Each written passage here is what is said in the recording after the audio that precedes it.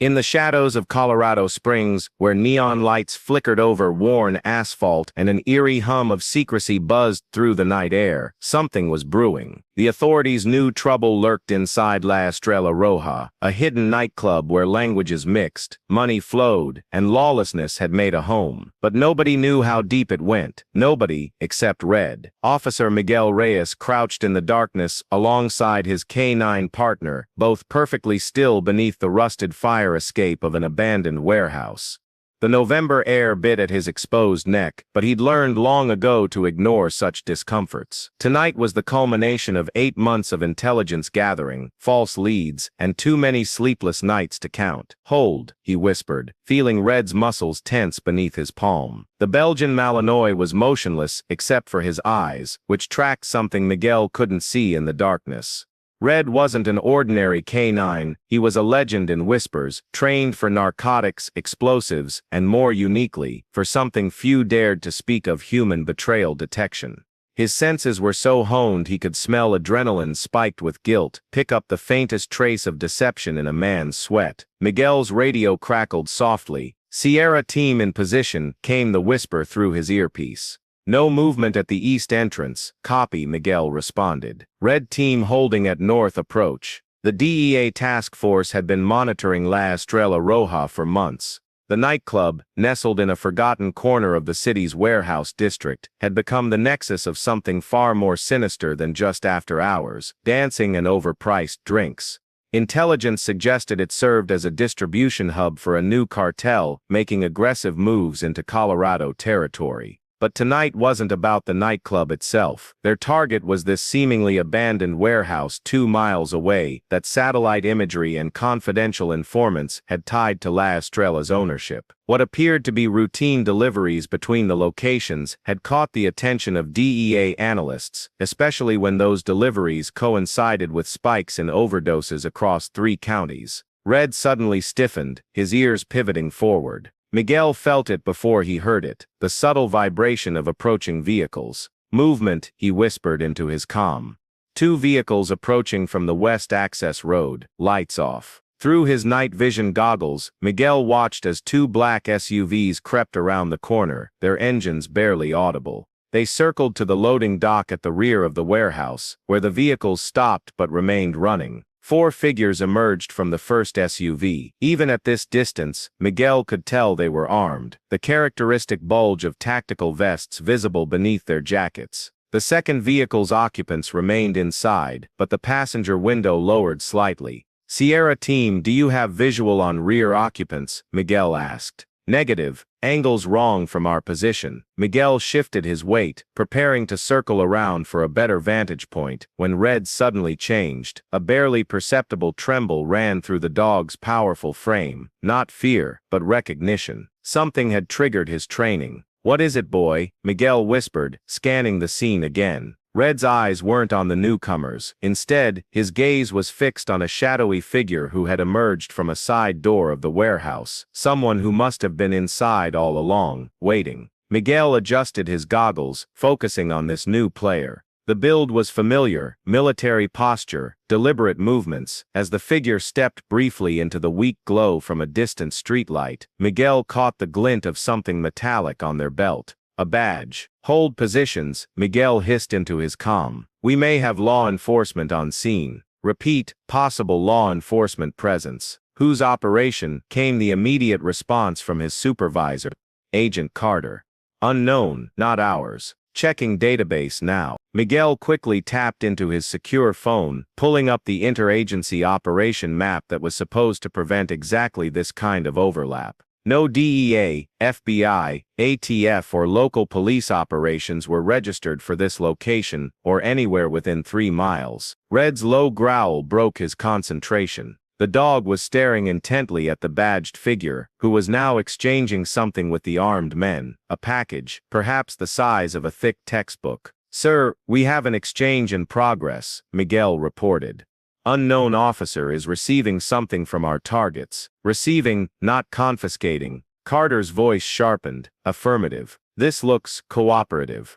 The radio went silent for several seconds. "All units maintain observation only." Carter finally ordered, "I want everything documented. Full surveillance package. No engagement." Miguel acknowledged the order, but Red was becoming increasingly agitated. This wasn't his normal alert behavior for drugs or explosives. This was something Miguel had seen only twice before. When Red had detected someone actively concealing their intentions, someone whose words and actions didn't align with their biochemistry, someone who was betraying a trust. "Easy," Miguel whispered, placing a calming hand on Red's neck. "We see it too." And one night, during what was supposed to be a routine surveillance at a distant warehouse tied to the nightclub, Red caught a scent. Not drugs, not bombs, but something far worse, a human scent masked by trust, wrapped in a uniform. The meeting concluded quickly. The package disappeared inside the badged figure's jacket. Money, at least it looked like money from Miguel's position, changed hands. Then the SUVs reversed and pulled away, leaving the mysterious officer alone in the loading area. Instead of returning inside, the figure pulled out a phone and walked toward the far corner of the building, presumably seeking privacy for a call. "Sierra team, can you get closer to that call?" Miguel asked. "Negative, too exposed. But we have directional audio attempting to capture." Red suddenly tugged at his leash, pulling with unusual insistence. "Hold, Red," Miguel commanded. But the dog's behavior was escalating. This wasn't standard protocol. Red was extensively trained to maintain absolute silence during surveillance operations. Whatever he had detected was overriding that training. The officer finished their call and began walking along the perimeter of the warehouse, heading toward a smaller outbuilding that Miguel's team hadn't yet been able to access. "Subject moving to secondary structure," Sierra team reported. "Do we follow?" Agent Carter's response was immediate: "Maintain distance. We need to identify this officer before making any moves." But Red had other ideas. With a sudden lunge that caught Miguel off guard, the Malinois broke away, darting silently through the shadows toward the warehouse. "Red," Miguel hissed, but it was too late. The dog was moving with purpose, keeping to the darkness, stalking the officer with predatory focus. "I've got a loose canine," Miguel reported tersely, moving to follow. Maintaining visual, abort. Carter ordered, "Get your dog and pull back." But Miguel knew better than to question Red's instincts. In 7 years of partnership, the dog had never broken training without legitimate cause. "Something's wrong, sir." Red's got something. While officers focused on external threats, traffickers, smugglers, armed gangs, Red tugged violently at his handler's leash, dragging them toward a separate, forgotten corridor. The mysterious officer had reached the outbuilding and was unlocking a heavy padlock on its door when Red froze at the corner of the main warehouse. Miguel caught up, crouching beside his partner, watching as the officer disappeared inside the smaller structure. "We need to ID that officer," Miguel whispered into his comm. "Negative," Carter replied. "We pull back, regroup, and approach this through official channels." But Red was trembling now, his eyes fixed on the outbuilding's entrance. Whatever was inside had triggered his strongest response yet. "Sir, with respect, Red's telling me there's something critical in that building. Something that can't wait." Carter's sigh crackled through the comm. "You have 3 minutes, reconnaissance only. Sierra team will cover you." Miguel unclipped Red's tactical leash, giving him the hand signal for stealth approach. Together they moved through the darkness toward the outbuilding, Red leading the way with unerring precision. They reached the structure just as the officer emerged, locking the door behind them. Miguel and Red pressed against the wall, hidden in the shadows. As the officer passed within feet of their position, Red's muscles bunched, ready to spring. "Easy," Miguel breathed, placing a restraining hand on the dog's shoulder. The officer paused, head tilting as if sensing something. Miguel held his breath. After a long moment, the figure continued on, walking back toward the main warehouse and disappearing around its corner. "Subject returning to primary structure," Miguel reported. "We're going to check the outbuilding." The padlock was heavy-duty, but Miguel had come prepared. Within 30 seconds, he had worked the simple lock open. With Red at his side, he eased the door open just enough to slip inside. The interior was pitch black. Miguel switched his goggles to infrared mode, revealing a space lined with metal shelving.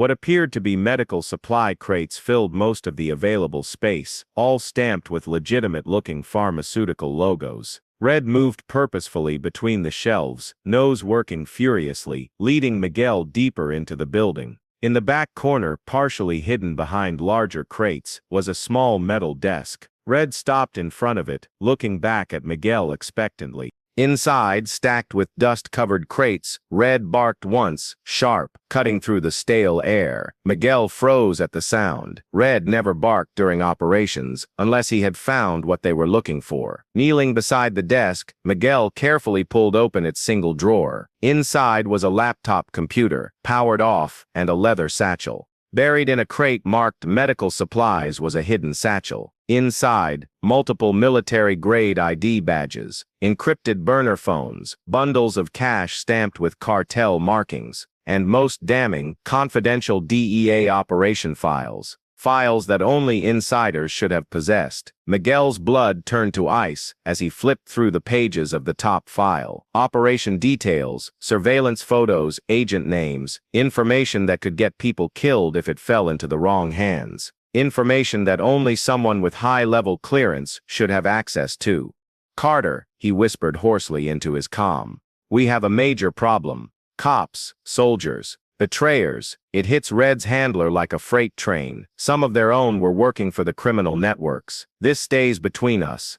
Assistant Director Felicia Morrow stated, her voice leaving no room for argument as she closed the conference room door. 3 days had passed since Miguel and Red had discovered the satchel. 3 days of silence, paranoia, and mounting dread as the implications became clear. The conference room at the DEA's Colorado Springs office had been swept for listening devices twice that morning. Only 5 people sat around the table. Morrow, Agent Carter, Miguel, the Denver field office director, and a stony-faced woman from Internal Affairs, whom Miguel didn't recognize. Red lay in the corner, seemingly dozing, but with one ear perpetually swiveled toward the conversation. "How far does it go?" Carter asked, spreading the contents of the satchel across the table. The ID badges were particularly troubling. 3 from local law enforcement, 2 military IDs from nearby Fort Carson, and most disturbing, a DEA credentials package that would pass all but the most thorough inspection.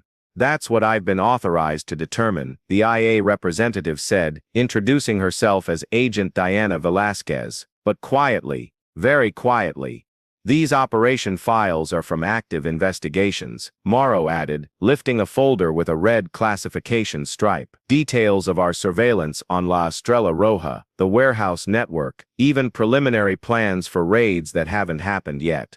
Miguel shook his head. "So the cartels know our every move before we make it."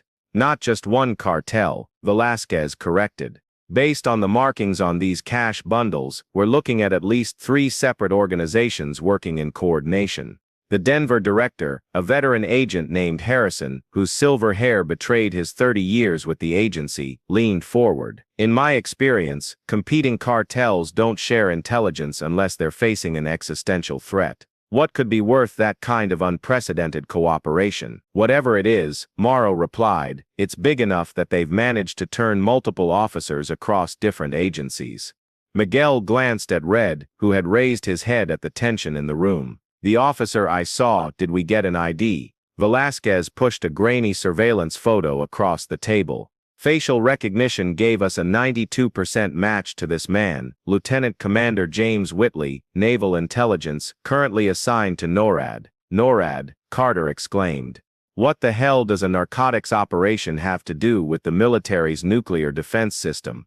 "That," Harrison said grimly, "is the million-dollar question." The higher-ups were stunned. This wasn't just a nightclub bust anymore. It was a cancer growing inside their ranks. "We need to move on La Estrella Roja now," Miguel insisted, "before they realize we're onto them." Morrow shook her head. "If we strike prematurely, we'll only catch the low-level players. We need to map the entire network, especially these corrupted officials." "Meanwhile," Carter added, "they continue operating with impunity because they know our every move." Harrison rubbed his temples. "And if they realize we've discovered their mole, they'll go to ground, and we may never find the extent of the infiltration." Red had risen to his feet and padded over to Miguel's chair, resting his head on his handler's knee. Miguel absently scratched behind the dog's ears, a gesture that comforted them both.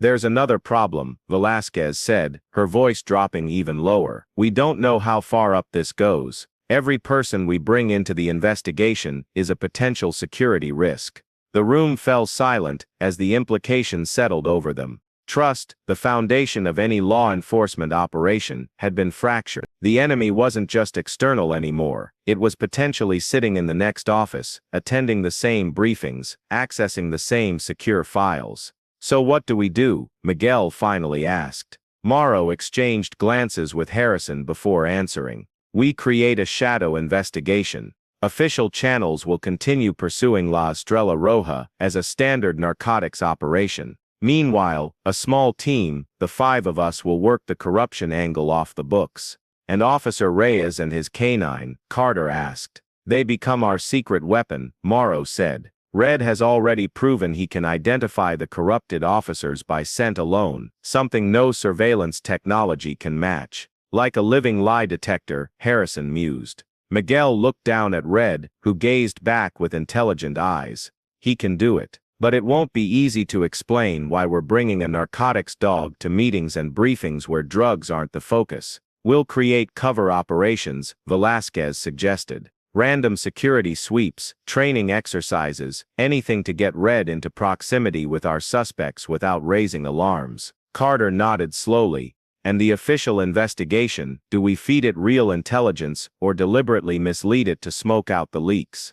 "Both," Morrow decided. "We'll construct a parallel investigation, one that appears legitimate but ultimately leads nowhere dangerous. Meanwhile, our shadow operation tracks the real targets. But exposing it too soon would trigger chaos. Gang members might scatter, corrupt officers might cover their tracks, evidence might vanish. The city would burn before justice could be served." So they made a brutal decision: Red's discovery will be buried deep inside the DEA's vaults. Officially, the clue came from an anonymous informant. Red's report was stamped, classified, level Omega. Miguel left the meeting with a weight on his shoulders heavier than any he'd carried before. Red trotted beside him, sensing his handler's unease. "It's just you and me now, boy," he murmured as they walked to his unmarked SUV. "We're hunting ghosts inside our own house." La Estrella Roja pulsed with life, its crimson sign casting a bloody glow over the line of patrons waiting to enter.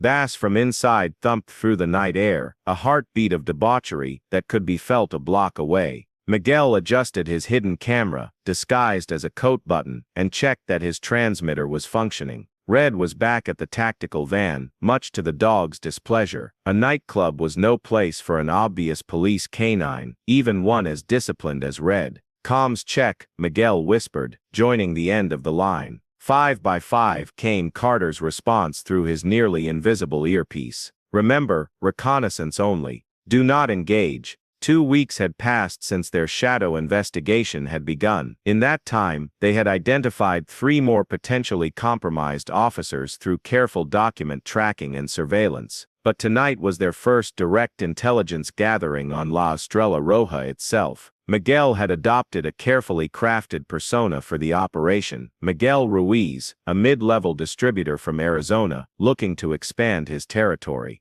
His background had been meticulously constructed, with digital footprints planted across multiple platforms and databases that would withstand cursory examination. The line moved slowly, each patron subjected to a thorough pat-down by bouncers whose bulky jackets likely concealed more than muscle. Miguel noticed cameras positioned at every entrance, high-end models with facial recognition capabilities. He kept his expression neutral, confident that his cover would hold against any database these people might access. When he finally reached the front, a mountain of a man with a neck tattoo depicting Santa Muerte eyed him suspiciously. "ID," the bouncer demanded. Miguel produced the expertly forged Arizona driver's license bearing his alias. The bouncer scanned it with a handheld device, more sophisticated security than a typical nightclub would employ. "First time?" the bouncer asked, returning the ID. Miguel nodded. "Heard this was the place to be. My cousin Javier recommended it."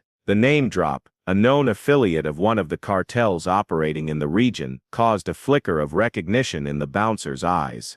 Cover charge is 50. No photos inside. No trouble. Miguel handed over the cash and was waved through after a cursory pat-down that failed to detect his hidden equipment. Inside, La Estrella Roja was a carefully orchestrated chaos. The main floor featured a standard nightclub setup, dance floor, DJ booth, overpriced bar. But Miguel's trained eye noted the subtle security measures interwoven with the entertainment. The bartenders, who watched more than they poured, the staff with communication devices not typical for serving staff, the seemingly random pattern of security cameras that actually left no blind spots. "I'm in," he reported quietly, making his way to the bar. Heavy security presence much more than necessary for a standard club. "Noted," Carter responded.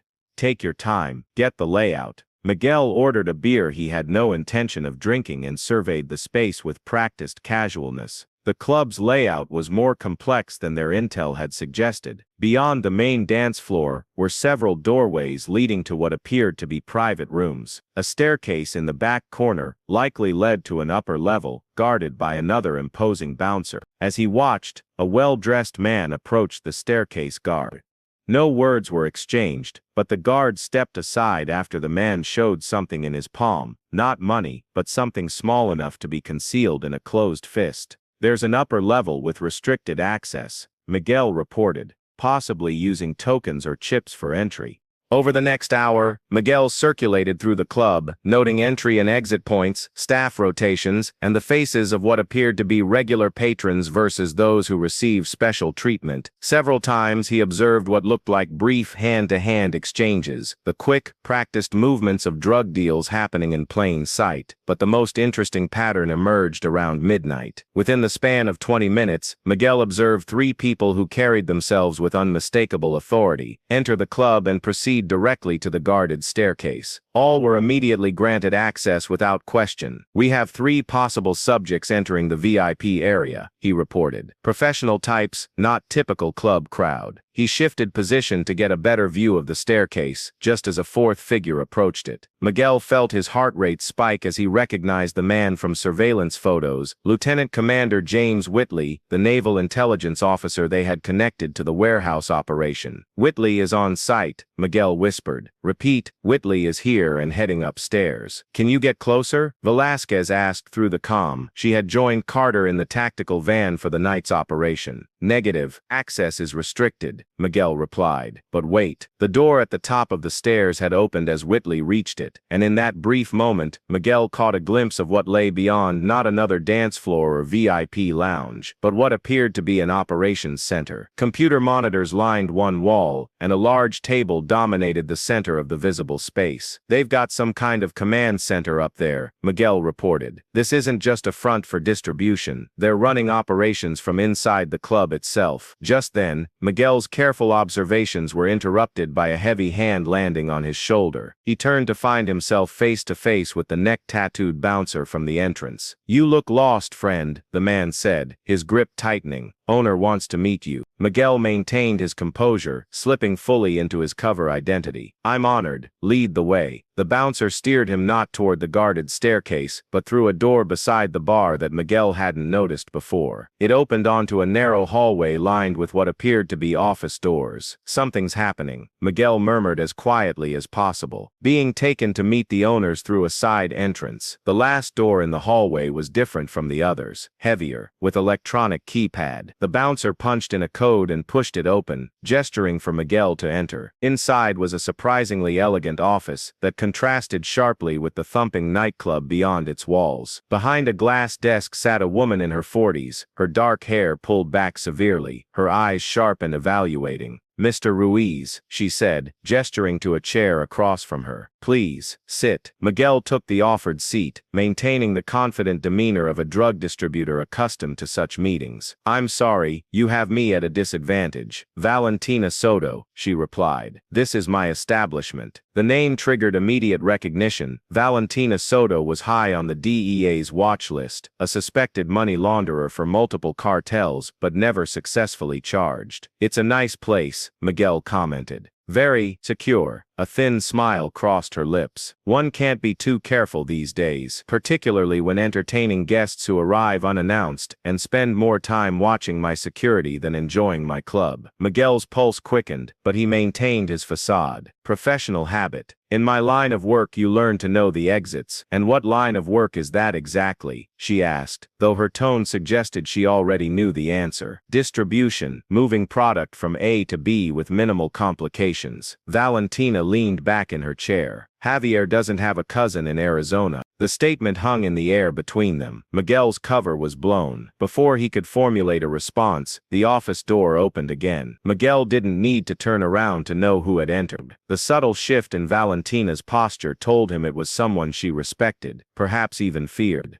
Mr. Ruiz is actually Officer Miguel Reyes, DEA, said a voice Miguel recognized immediately. Currently assigned to a joint task force investigating our operation. Miguel turned slowly to face Lieutenant Commander Whitley, who stood in the doorway with a pistol held casually at his side. Your surveillance van has been located and neutralized, Whitley continued conversationally. So I'm afraid your backup isn't coming. Miguel's blood ran cold. Carter and Velasquez had been in that van, and Red, what did you do? He demanded. Professional cover abandoned. Nothing permanent, Whitley assured him. Just a little gas through the air system. They'll wake up with headaches in a few hours, by which time you'll be long gone. Valentina rose from her desk. The question becomes what to do with Officer Reyes here. He's seen too much to simply release. He hasn't seen anything actionable, Whitley countered, and a dead or missing DEA agent creates more problems than it solves. Then what do you suggest? She asked. Whitley studied Miguel thoughtfully. I suggest we give Officer Reyes a choice. Either he walks away from this investigation permanently, or we demonstrate exactly how far our reach extends, perhaps starting with his sister in Albuquerque and her 2 children. Miguel stared at the naval officer, disgusted by the casual betrayal of everything his uniform represented. You'd threaten innocent children. What the hell happened to you, Whitley? Something cold flickered across the officer's face. I discovered that loyalty to abstract ideals pays considerably less than loyalty to concrete interests. You should try it sometime. Not interested, Miguel spat. Then perhaps a demonstration of our seriousness is in order, Whitley said, raising his phone. Before he could make the call, a commotion erupted somewhere in the club. Shouts, followed by the unmistakable sound of breaking glass and the distant wail of police sirens. Valentina moved to her computer, pulling up security camera feeds. What the hell? The screens showed chaos erupting across the nightclub floor. Patrons were rushing toward the exits as local police officers streamed in through multiple entrances. This isn't our operation, Miguel said, genuine confusion in his voice. Whitley's expression darkened. No, it isn't. He turned accusingly to Valentina. What did you do? Nothing, she insisted. This wasn't scheduled. None of our people would have. A heavy thud against the office door interrupted her. Then another. On the third impact, the reinforced door burst open. Red exploded into the room, 70 pounds of focused fury targeting Whitley with laser precision. The military officer barely had time to raise his weapon before the Malinois was on him, teeth clamping around his gun arm with punishing force. Whitley screamed, the pistol clattering to the floor. Valentina reached for a drawer, but Miguel was already moving, diving across the desk to tackle her before she could retrieve whatever weapon she kept there. Outside the office, the sounds of the police raid grew louder.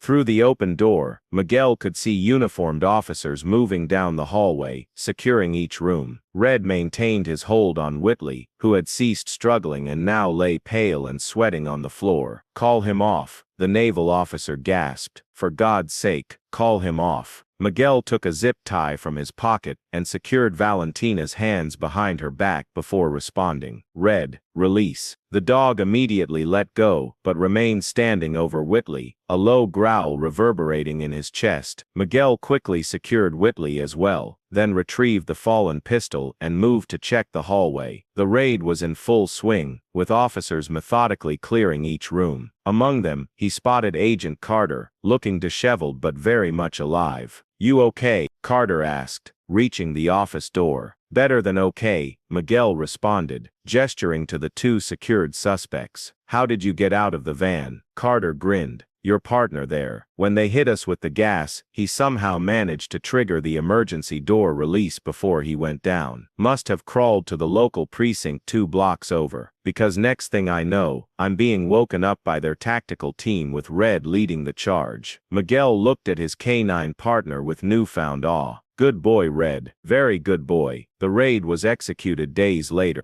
Over 300 agents stormed La Estrella Roja. 114 undocumented individuals were arrested. Firearms, narcotics, and secrets spilled like blood across the dance floor. Among the detainees, multiple active-duty U.S. military personnel, several local police officers, a web of betrayal that reached higher than anyone dared imagine. When the full story finally broke, it dominated headlines across the country. Asterisk, asterisk, asterisk, asterisk, asterisk, asterisk, asterisk, asterisk, asterisk, asterisk. Military personnel, local police implicated in international drug conspiracy. Asterisk, asterisk, asterisk, asterisk, asterisk. Cartel, infiltration, reached highest levels of security. Asterisk, asterisk. The investigation that had begun with a dog's instinct had uncovered a network so vast and deeply embedded that it sent shockwaves through multiple agencies. La Estrella Roja had been merely the public face of an operation that stretched from Colombia to Colorado, with tendrils reaching into military installations, police departments, and even embassy security teams. Lieutenant Commander Whitley wasn't just passing operational details to the cartels, he had been providing them with classified information about military transportation routes, security protocols, and personnel rotations that allowed them to move unprecedented quantities of narcotics through official channels. The corrupt law enforcement officers had ensured that investigations were misdirected, evidence disappeared, and whistleblowers were discredited or intimidated into silence. But what made the case truly extraordinary was the discovery of what lay beneath La Estrella Roja itself, a sophisticated communications center that intercepted and decoded law enforcement transmissions across the region, giving the criminal network a constant real-time advantage over those pursuing them. The official press conference recounting the operation featured the DEA director, flanked by the Colorado Springs police chief and representatives from multiple federal agencies. They detailed the months of careful investigation, the coordinated raid that had yielded mountains of evidence, and the ongoing efforts to prosecute everyone involved. Credit was carefully distributed among departments and agencies. Commendations were promised. Political capital was claimed by elected officials who had nothing to do with the operation's success. Not once did anyone mention a Belgian Malinois named Red. Miguel watched the press conference from the back of the room, Red sitting obediently at his feet. Neither of them had been invited to speak. Politics, Carter muttered beside him. God forbid they admit our best detective has 4 legs and a tail. Miguel shrugged. Red doesn't care about the spotlight. But you should, Velasquez said, joining them. That dog saved the entire operation. Hell, he saved your life. And mine too, probably. He was just doing his job, Miguel replied, though he reached down to scratch behind Red's ears, the gesture of appreciation his partner valued more than any medal. After the press conference, Assistant Director Morrow found them in the hallway. Officer Reyes, she said formally. I want you to know that my official report includes a detailed account of Red's contributions to this case. I've recommended him for the DEA's highest commendation for a canine officer. Thank you, ma'am, Miguel replied. But if it's all the same to you, we'd rather just get back to work. There are still a lot of loose ends to tie up. Morrow studied them both for a moment, then nodded. Very well, but there is one more thing. She handed Miguel a manila envelope. Inside was a transfer order, not for him, but for Red. What is this? He asked, dread forming in his stomach. The brass wants Red reassigned to a special investigations unit in Quantico, Morrow explained, her expression apologetic. His unique abilities have attracted attention at the highest levels. Miguel stared at the papers in disbelief. They want to separate us? After everything we've accomplished together? I fought it, Morrow assured him. Pointed out that his abilities are tied to your partnership, that he might not perform the same way with another handler. But they're insistent. Red sensed the tension, pressing closer to Miguel's leg. With respect, Director, this is bullshit, Miguel said, struggling to keep his voice level. Red isn't some piece of equipment you can reassign. Our success comes from our bond, our trust in each other. I know that, Morrow sighed. And deep down, they know it too. But they see his potential as an asset. He's not an asset, Miguel interrupted. He's my partner. The conversation was interrupted by a commotion down the hall. A group of officials was approaching. Among them, Miguel recognized the DEA director and several high-ranking Justice Department figures. Officer Reyes, the director called, breaking away from his entourage. Just the man I was looking for. Miguel straightened, Red sitting attentively beside him. Sir, I've been reading some interesting reports about your canine partner here, the director said, crouching down to Red's level. Mind if I say hello? Not at all, sir. Red, say hello. Red extended his paw, which the director shook with a smile. Remarkable discipline, he commented, rising. And even more remarkable instincts, from what I hear. Detecting corrupt officers by scent alone, that's something our best technology can't match. Red is one of a kind, sir, Miguel agreed cautiously. The director considered them both for a moment. I understand there's been some discussion about reassigning him to our specialized unit in Quantico. Yes, sir. I was just discussing that with Assistant Director Morrow, and I imagine you have some strong feelings about that proposal. Miguel hesitated, then decided honesty was his only play. Sir, Red's abilities aren't transferable. His success comes from our partnership, our years together. Separating us would compromise everything that makes him exceptional. The director nodded slowly. I suspected as much. Tell me, if you had to choose between accepting a promotion that separated you from Red or remaining at your current rank and keeping him as your partner, which would you choose? No disrespect intended, sir, but that's not even a question, Miguel replied, without hesitation. Red stays with me. The director smiled, a genuine expression that softened his typically stern features. That's exactly what I needed to hear. He turned to Morrow. Director, please tear up that transfer order. I'm authorizing a different approach. Miguel felt relief wash over him as the director continued. Instead of separating you two, we're creating a new mobile unit. You'll train other handler canine pairs in Red's specialized detection techniques, while continuing field operations yourselves. You'll report directly to Assistant Director Morrow, with freedom to pursue cases across jurisdictions. Sir, Miguel asked, uncertain he'd heard correctly. The Corrupt Officer Detection Program, the director clarified. Red has proven it works. Now we need to expand it, carefully, quietly, but systematically. Who better to lead that effort than the original team? Miguel looked down at Red, who gazed back with those intelligent eyes that seemed to understand every word. We'd be honored, sir. Good. The paperwork will be on your desk tomorrow. For now, the director glanced at his watch. I believe you've earned some rest, both of you. As the officials continued down the hall, Morrow gave Miguel a rare smile. You did it. You actually got the director himself to change course. No, Miguel corrected, kneeling to embrace his partner. Red did it. I just followed his lead. But while newspapers screamed headlines of the arrests, while politicians pounded podiums and praised human heroes, one hero remained invisible, watching silently from a cold kennel under a steel-roofed facility. Red. He never received a medal, no public applause, no name in the history books. 3 months after the La Estrella Roja raid, Miguel and Red found themselves in an unmarked SUV outside a sprawling mountain estate in Aspen. Snow blanketed the landscape, rendering the world in pristine white broken only by the dark silhouettes of pine trees. Target is arriving, came Velasquez's voice through the radio. She was positioned closer to the main entrance, disguised as part of the catering staff for the exclusive gathering inside. The gathering was officially a fundraiser for a children's hospital, hosted by billionaire tech entrepreneur, Victor Crane. Unofficially, it was Miguel and Red's best opportunity to get close to their next target. General Lawrence Harding, former head of military intelligence and current board member for several defense contractors. Their investigation had continued to unravel threads from the Colorado Springs case, leading them up the chain of command to increasingly powerful figures. Whitley had eventually cooperated in exchange for considerations during sentencing, providing evidence that someone much higher up had recruited him into the conspiracy. All signs pointed to General Harding, but hard evidence remained elusive. The general was too smart to communicate directly with his subordinates in the corruption ring, too careful to leave a paper trail. What they needed was confirmation, the kind only Red could provide. Vehicle approaching security checkpoint, Velasquez reported. Black Suburban with military driver. Miguel adjusted his position to get a clear view of the arriving vehicle. Copy that. Stand by.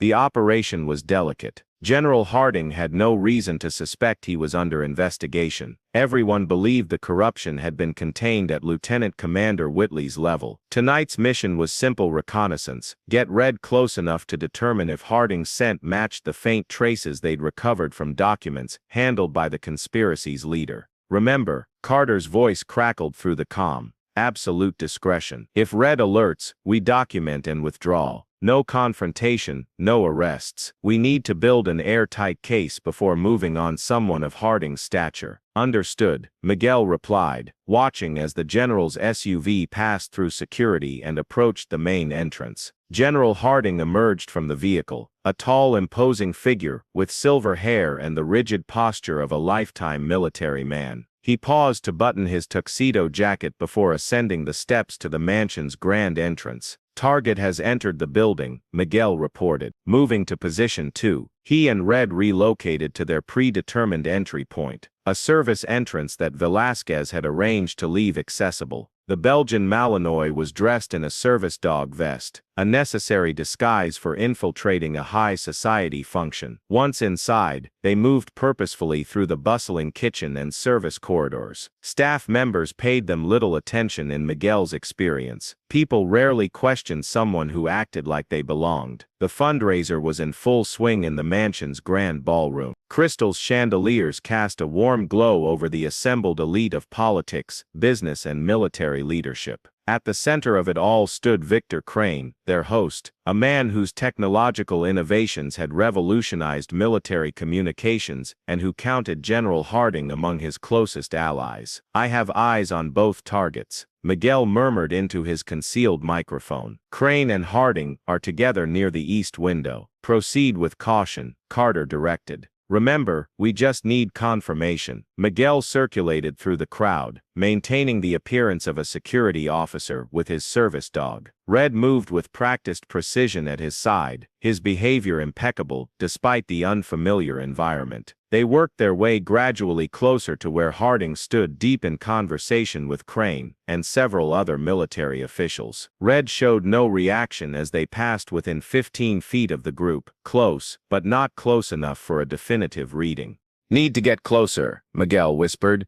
An opportunity presented itself moments later when a waiter approached the group with champagne. Miguel timed their movement to intercept the server just as he reached Harding's circle. Security check, sir, Miguel said quietly to the waiter. Standard procedure. The confused server hesitated just long enough for Miguel and Red to position themselves at the edge of Harding's conversation circle. Red was now within 3 feet of the general, close enough for his specialized training to detect the biochemical markers of deception and betrayal. The reaction was immediate and unmistakable. Red's muscles tensed, his eyes locked onto Harding, and a barely audible growl rumbled in his chest. The precise alert behavior he had been trained to display when identifying a corrupt officer. Positive confirmation.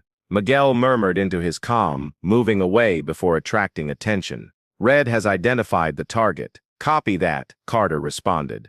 Withdraw to extraction point. But as Miguel turned to leave, he found his path blocked by a security officer, one wearing an earpiece that matched neither the hotel staff nor the event security team. Sir, I need to see your credentials, the man said quietly. Before Miguel could respond, Red suddenly stiffened, his attention shifting from Harding to this new figure. The dog's alert behavior intensified. Whoever this security officer was, he had triggered Red's corruption detection even more strongly than the general. Of course, Miguel replied smoothly, reaching for his prepared cover documents. Just doing a routine sweep. The security officer studied his credentials with suspicious eyes. These aren't on our approved list for tonight's event. I'm going to need you to come with me.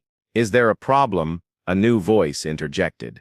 Miguel turned to find Victor Crane himself standing beside them, his expression curious rather than concerned. Just a security verification, Mr. Crane, the officer explained. This man's credentials don't match our approved list. Crane's eyes shifted from the officer to Miguel, then down to Red. Something in his expression changed. Subtle, but Miguel caught it. Recognition, perhaps. Or calculation. I'm sure it's just an administrative oversight, Crane said smoothly. I personally approved additional security given tonight's high-profile guest list. The officer hesitated, clearly reluctant to contradict his employer. Of course, sir. My apologies for the confusion.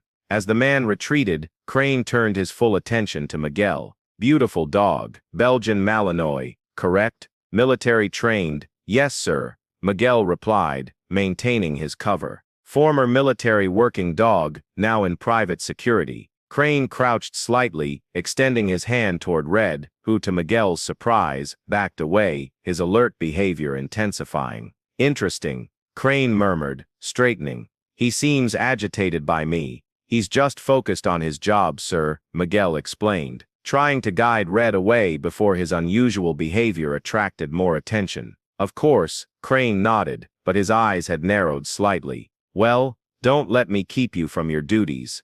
Enjoy the evening, officer. Wilson, Miguel supplied the alias.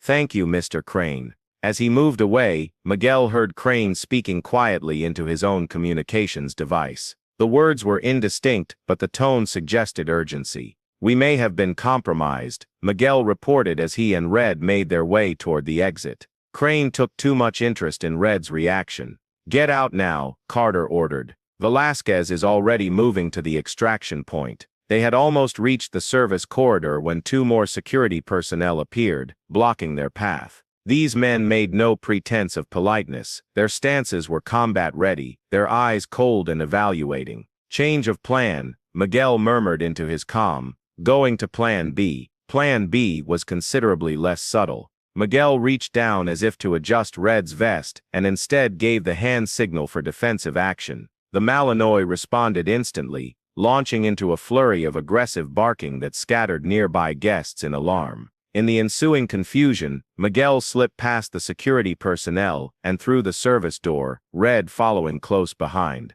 They raced through the kitchen, ignoring the startled exclamations of the staff, and burst through the rear exit into the cold night air. Heading to secondary extraction point, Miguel reported as they sprinted across the snow-covered grounds toward the tree line. Red confirmed both targets, Harding and Crane. Repeat, Crane is involved. Copy that, Carter replied tensely. Vehicle will meet you at the forest access road in 3 minutes. As they reached the shelter of the trees, Miguel paused to catch his breath and check if they were being pursued. The mansion behind them had erupted into activity, security personnel fanning out across the grounds with flashlights. They're searching the perimeter, he reported. Moving to extraction point now, Red suddenly tensed beside him, ears pivoting toward a sound Miguel couldn't yet detect. Moments later, he heard it too, the distinctive whir of rotary blades. They've got air support, he warned, ducking deeper into the trees as a helicopter appeared above the estate,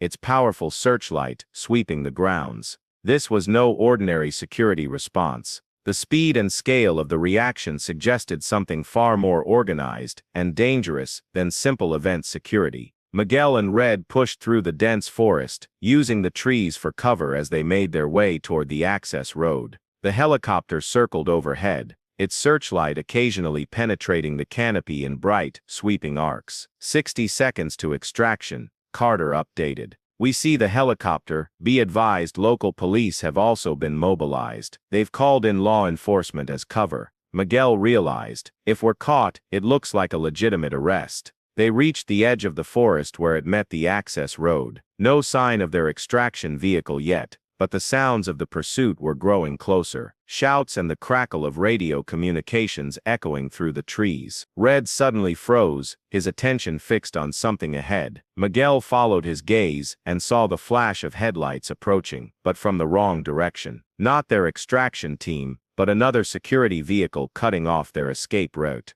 Extraction point is compromised, Miguel reported urgently. Need alternate pickup. The radio remained silent. Carter, Velasquez, do you copy? Nothing but static. Their communications had been jammed. Miguel made a split-second decision, gesturing for Red to follow as they veered away from the road and deeper into the forest. Without comms, and with unknown pursuers closing in, their options were rapidly dwindling. The helicopter searchlight suddenly found them, the bright beam momentarily illuminating their position through the trees. Shouts of discovery echoed behind them as the pursuit adjusted course. "Come on, boy," Miguel urged as they plunged through a snow-covered thicket. "We're not caught yet." Their path led them to the edge of a steep ravine, too dangerous to descend in the dark, but extending too far in either direction to easily circumvent. They were effectively cornered. The sounds of pursuit grew louder. Multiple flashlights bobbed through the trees behind them. The helicopter hovered overhead,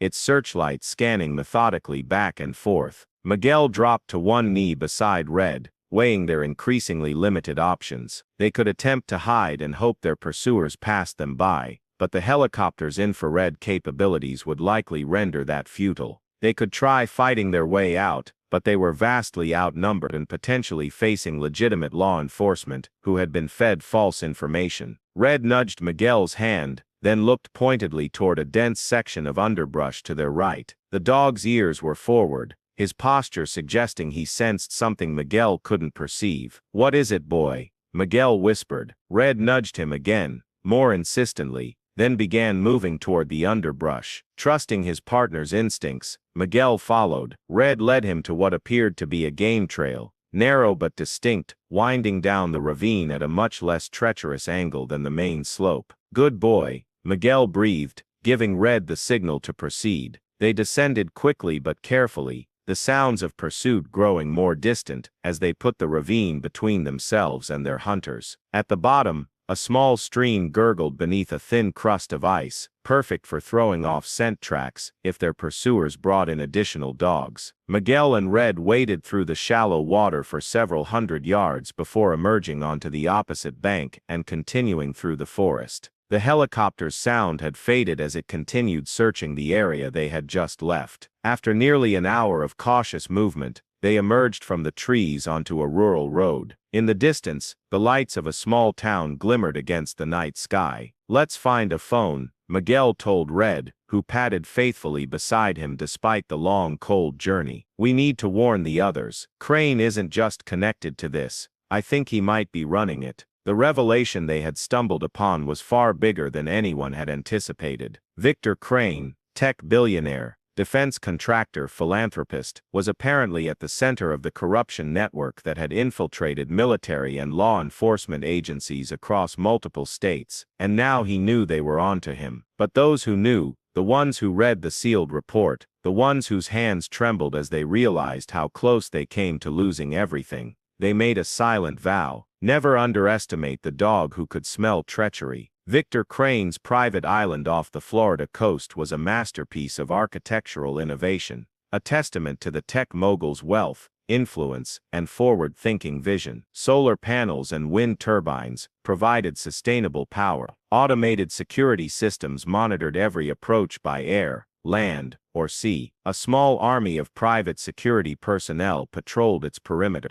It was, by design, virtually impenetrable, which made it all the more remarkable that Red now lay hidden in the underbrush near the compound's northern fence line. Miguel crouched beside him, both perfectly still as a security patrol passed within yards of their position. 6 weeks had passed since their narrow escape in Aspen. 6 weeks of careful intelligence gathering, of piecing together the full scope of Crane's operation, of building an airtight case that could bring down not just a corrupt businessman, but an entire shadow network that had infiltrated the highest levels of military and law enforcement. What they had uncovered was staggering in its ambition. Crane had systematically placed compromised officials throughout the defense establishment, creating a web of corruption that gave him unprecedented access to classified information, government contracts, and military operations. The narcotics trafficking that had first led them to La Estrella Roja was merely one revenue stream in a complex criminal enterprise that included weapons dealing, human trafficking, and industrial espionage. General Harding had been a critical piece in Crane's chess game, his position giving the billionaire direct influence over military intelligence operations and security protocols. But he was just one of dozens of high-ranking officials who had been bought, blackmailed, or otherwise compromised. The operation to bring down Crane's network had become the highest priority for a select interagency task force operating with presidential authorization. Tonight's mission was the culmination of their efforts, synchronized raids against Crane's properties and associates across 3 continents. Miguel and Red had insisted on taking the most dangerous assignment, Crane himself. Perimeter team in position, came Carter's whisper through Miguel's earpiece. He and a tactical team were positioned offshore in unmarked boats, waiting for the signal to approach. Aerial assets standing by, added another voice, the Air Force Special Operations Commander whose helicopters hovered just beyond radar range. Surveillance confirms target is on premises, reported Velasquez, who was coordinating the operation from a command post in Miami. Crane is in the main house with at least 3 security detachments. Copy all, Miguel responded quietly. Red and I are proceeding to breach point. They moved silently through the tropical vegetation, keeping low and using the security system's own blind spots, carefully mapped during weeks of surveillance to avoid detection. Their goal was not to engage Crane's security forces, but to bypass them entirely and reach the command center hidden beneath the main house. According to intelligence gathered from a turned member of Crane's inner circle, the underground facility contained servers housing the evidence they needed, financial records, blackmail material, and communications logs that would expose the entire network. More importantly, it also contained a deadman switch, a system designed to automatically destroy that evidence and alert compromised officials if Crane was arrested or killed. Neutralizing that switch was essential before the main assault could begin. They reached the fence, an elaborate barrier incorporating motion sensors, cameras, and electrification capabilities. But like all systems designed by humans, it had weaknesses. In this case, a maintenance access point where the fence met a drainage culvert. Miguel produced a specialized electronic device developed by the FBI's technical division. It would create a localized disruption in the security grid, just enough to let them slip through undetected, but not significant enough to trigger a system-wide alert. Initiating breach, he reported. Activating the device. A small green light indicated success. They had exactly 30 seconds before the system automatically compensated for the disruption. Miguel quickly cut through the access panel and gestured for Red to proceed. The dog slipped through the opening with practiced efficiency, followed immediately by his handler. Just as Miguel replaced the panel, the light on the device turned red. The window had closed. They were in. Moving to Phase 2, Miguel whispered, checking the specialized tablet that displayed the compound's layout. A blinking dot indicated their target, a hidden entrance to the underground facility, concealed within an ornamental greenhouse. Red took point, his enhanced senses alert for any human presence as they made their way through the manicured grounds. Twice they froze as security patrols passed nearby, but each time they remained undetected, their dark tactical gear blending with the shadows between carefully placed landscape lighting. The greenhouse loomed ahead, a gleaming glass structure housing rare plants from around the world. According to their intelligence, a concealed elevator inside provided direct access to the underground command center. Approaching access point, Miguel reported. Stand by. He studied the greenhouse through tactical binoculars. No visible guards inside, but multiple security cameras covered the approaches. This would be the most exposed part of their infiltration. Red, Miguel whispered, giving the hand signal for a special maneuver they had practiced extensively. The dog circled wide to the east side of the greenhouse, remaining in the shadows. When he reached position, Miguel activated another electronic countermeasure, this one designed to create a momentary loop in the security camera feeds. Camera disruption in 3, 2, 1. The moment the device activated, both Miguel and Red moved with precision born from years of partnership. They crossed the exposed ground to the greenhouse in seconds, slipping inside through a maintenance door whose electronic lock had been neutralized by their countermeasure. Inside, the air was heavy with humidity and the rich scent of exotic flora. Miguel quickly located the hidden panel behind a display of rare orchids. When activated, it slid aside to reveal an elevator. "We've reached the access point," Miguel reported. "Preparing to descend. All teams on standby," Velasquez responded. "You have 15 minutes to neutralize the deadman switch before we commence the main assault." Miguel and Red entered the elevator. Unlike the opulent design of the mansion above, this was purely functional. Stainless steel walls, advanced biometric security, and reinforced construction designed to withstand significant force. Fortunately, their turned informant had provided the necessary biometric data, which had been programmed into a specialized device now attached to Miguel's palm. When he pressed his hand to the scanner, the system accepted the spoofed prints and retinal patterns. The elevator descended smoothly. Miguel used the time to prepare, checking his weapon and giving Red the hand signals that would govern their behavior once the doors opened. If all went according to plan, they would face minimal resistance. Most of Crane's security forces were positioned to defend against external threats, not internal ones. The elevator slowed to a stop. Miguel positioned himself to one side of the door, weapon ready. Red took position on the opposite side, his body tense but controlled. When the doors slid open, they revealed an empty corridor, clinically white, brightly lit, more reminiscent of a high-tech research facility than a villain's lair. But Miguel knew appearances could be deceiving. This was the nerve center of an operation that had corrupted public officials, facilitated drug trafficking, and compromised national security. They moved silently down the corridor, following the memorized path to the server room that housed the dead man's switch. According to their intelligence, minimal staff would be present, likely just technical personnel, rather than security forces. Red suddenly stiffened, his attention focused ahead. Miguel immediately recognized the alert behavior. Someone was approaching. They quickly ducked into a side room, what appeared to be a storage closet for technical equipment. Through the slightly ajar door, Miguel observed two men in white lab coats walking past, deep in conversation about system diagnostics. Once they had passed, he and Red continued toward their objective. The server room was protected by another biometric lock, which yielded to their spoofing device. Inside, banks of humming equipment filled the space with white noise and the cool breath of industrial air conditioning. "We've reached the target," Miguel reported quietly. Beginning neutralization procedure, he removed a specialized device from his tactical vest, one designed specifically for this mission by the NSA's top cybersecurity experts. It would locate and disable the deadman switch without triggering it. As Miguel began connecting the device to the main server array, Red suddenly alerted, his posture shifting to indicate a potential threat. Someone was coming. Miguel quickly unclipped Red's tactical leash, giving him the silent command to guard the door. He needed just 3 more minutes to complete the neutralization procedure. The door to the server room slid open. Red immediately moved to block the entrance, his stance clearly threatening to the startled technician who had entered.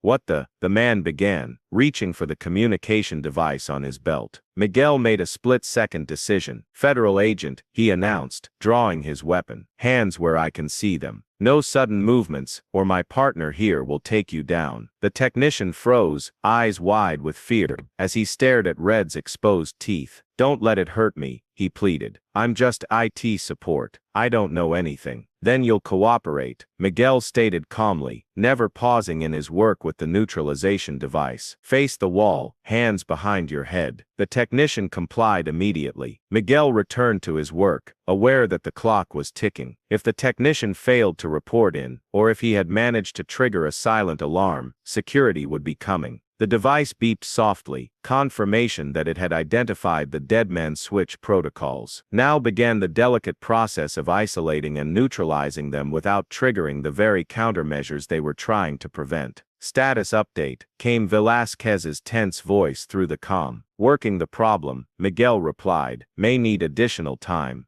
"Negative. Crane is on the move. Surveillance shows his helicopter is being prepped on the landing pad. We're accelerating the timeline. All teams move in 2 minutes." Miguel felt a surge of adrenaline. If Crane escaped, the entire operation could be compromised. But if they struck before the deadman switch was neutralized, they could lose all the evidence and tip off his entire network. The device beeped again. Progress, but not completion.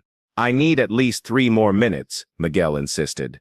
"You've got 2. Velasquez responded grimly. Then all hell breaks loose. Red suddenly tensed, his attention shifting from the subdued technician to the door. Something had triggered his heightened senses approaching danger.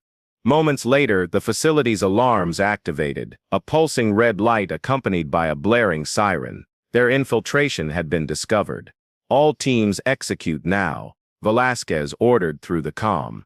"I repeat, all teams move in." Miguel worked frantically, aware that armed security forces would be converging on their position any second. "Almost there," he muttered, watching as the neutralization device processed the complex encryption protecting Crane's fail-safe system. Red barked once, sharp, urgent, as footsteps pounded in the corridor outside. "Federal agents," came a shout from beyond the door, followed by the sound of gunfire and the concussive thump of flashbang grenades. The raid had begun. Carter's team had breached the compound and were engaging Crane's security forces. The device finally chimed its completion. "Switch neutralized," Miguel reported, relief flooding through him. Evidence secure. He quickly secured the technician with zip ties, then prepared to join the main assault force. "Red with me, we're going after Crane." Together they moved into the corridor, now filled with the chaos of the raid. Tactical teams were sweeping through the facility, securing rooms and detaining personnel. "Crane is heading for the helipad," someone shouted over the comm. "He's got a security detail with him." "We're closest," Miguel responded, already moving toward the elevator with Red at his side. "We'll intercept." The elevator was disabled during the raid, but emergency stairs provided an alternative route to the surface. They climbed rapidly, emerging into the tropical night now illuminated by searchlights from hovering helicopters and the flashing lights of vehicles that had breached the compound's perimeter. Gunfire echoed across the grounds as Crane's security forces engaged with federal agents. Through his tactical goggles, Miguel could see the billionaire and 4 heavily armed guards making their way rapidly toward the helipad, where a sleek helicopter waited, rotors already spinning. "Target sighted," Miguel reported. Moving to intercept. Red needed no command to understand their objective. The dog surged forward, a dark shadow moving with incredible speed across the open ground. Miguel followed, weaving through ornamental plantings to provide himself cover from the armed guards. One of the guards spotted Red's approach and raised his weapon. Miguel fired first, a precise shot that struck the man's shoulder, spinning him to the ground. The commotion alerted the rest of Crane's security detail. 2 broke off to engage the new threat, while 1 remained with Crane, hustling him toward the waiting helicopters. "Federal agents," Miguel shouted above the noise of the helicopter and ongoing firefight. "Drop your weapons." Instead, both guards opened fire, forcing Miguel to dive behind a stone planter for cover. Red had already changed course, circling wide to approach from an unexpected angle. The first guard never saw the Belgian Malinois coming. Red launched himself at the man with 70 pounds of focused power, taking him down with a precise bite to the arm holding his weapon. The second guard turned to address this new threat, giving Miguel the opening he needed. He emerged from cover and fired twice, striking the man in the leg and chest. The guard collapsed, his weapon clattering to the ground. Crane and his remaining security detail had nearly reached the helicopter. Miguel sprinted after them, Red racing ahead after disabling his target. "Stop!" Miguel shouted, but his voice was lost in the roar of the helicopter's engines. Red, however, had no intention of letting them escape. The dog accelerated to his top speed, a blur of motion that closed the distance in seconds. He launched himself at the final guard, catching the man just as he was helping Crane into the helicopter. The impact sent both man and dog tumbling across the helipad. The guard struggled to bring his weapon to bear, but Red's jaws were locked around his wrist, the crushing pressure making it impossible to maintain his grip on the gun. Crane, now alone, scrambled into the helicopter and shouted something to the pilot. The aircraft began to lift off, hovering a few feet above the helipad. Miguel arrived at the edge of the helipad, weapon trained on the rising helicopter. "FBI," he shouted. "Land the aircraft now." Through the open door of the helicopter he could see Crane reaching for something, a weapon. Miguel had a split-second decision to make. If he shot the billionaire, they might lose critical intelligence about his network. If he didn't, Crane might shoot him, or worse, escape. Before he could decide, a deafening roar filled the air as one of the task force's helicopters appeared overhead, spotlight focused on Crane's aircraft. "This is the FBI," boomed an amplified voice. "You are surrounded. Land immediately, or we will open fire." Crane's helicopter hesitated, hovering in place for a crucial moment. It was all the time Miguel needed. He sprinted forward and leaped, catching the helicopter's landing skid just as it began to ascend again. Hanging from the skid, Miguel pulled himself up with one arm while keeping his weapon trained on the open door with the other. As he came level with the door, he found himself face to face with Victor Crane, who had abandoned his attempt to retrieve a weapon and was now staring at Miguel with a mixture of rage and disbelief. "It's over, Crane," Miguel shouted above the roar of the engines. "Tell your pilot to land." For a moment, it seemed the billionaire might comply. Then his expression hardened. "You have no idea what you've done," he snarled. "Who you're really working for." Before Miguel could respond, Crane lunged forward, not to attack but to grab a small device attached to the helicopter's interior wall. An emergency self-destruct system. Miguel fired without hesitation. The bullet struck Crane's shoulder, spinning him away from the device. The billionaire collapsed into the cabin, clutching his wound. "Land now," Miguel ordered the pilot, who finally complied, bringing the helicopter back down to the helipad. As federal agents swarmed the aircraft, securing Crane and the pilot, Red appeared at Miguel's side, his mission complete. The dog looked up at his handler, intelligence and satisfaction clear in his gaze. "Good boy," Miguel said softly, kneeling to embrace his partner. "You did it. We got him." And every time a raid succeeded, every time a cartel cell fell, they knew. It starts with Red. The dog who hunted ghosts, the dog who saved a city, the dog whose loyalty could not be bought or buried. 1 year later, Miguel stood at the back of a crowded courthouse as the verdict was read in United States v. Victor Crane. The trial had been the culmination of the largest anti-corruption operation in American history, exposing a network that had infiltrated multiple federal agencies, military branches, and law enforcement departments across the country. "Guilty on all counts," the foreman announced. A murmur swept through the courtroom. The former tech billionaire showed no emotion as the judge thanked the jury for their service and announced that sentencing would take place in 30 days. Outside on the courthouse steps, the director of the FBI delivered a statement to the assembled press, flanked by representatives from the DEA, Department of Defense, and Department of Justice. They spoke of interagency cooperation, methodical investigation, and the dedicated work of hundreds of federal agents. Not once did they mention a Belgian Malinois named Red. Miguel watched the press conference from a distance, Red sitting obediently at his side. Neither of them appeared in the official reports or press releases. Their contributions had been classified at the highest level, buried beneath layers of security clearances and need-to-know restrictions. "Ready to go, boy?" Miguel asked when the cameras had finally dispersed. Red stood, stretching briefly before falling into step beside his handler. They walked away from the courthouse, unrecognized, just another canine officer and his dog to the passers-by on the street. They had a new assignment waiting, another corruption case, another hidden conspiracy. The specialized unit they now led had expanded to include a dozen handler canine teams, all trained in Red's unique detection methods. They operated in the shadows, unknown to the public they protected, identifying and removing the cancer of corruption wherever it appeared. Miguel's phone buzzed with a text from Carter, next target identified. Briefing at 0800 tomorrow. He slipped the phone back into his pocket and glanced down at his partner. "What do you say, Red? Ready for another hunt?" The Belgian Malinois looked up at him with those intelligent eyes that seemed to understand everything, his tail wagging once in affirmation. They continued down the street, invisible heroes in a city that would never know how close it had come to falling, or who had truly saved it. Just a man and his dog, a handler and his partner.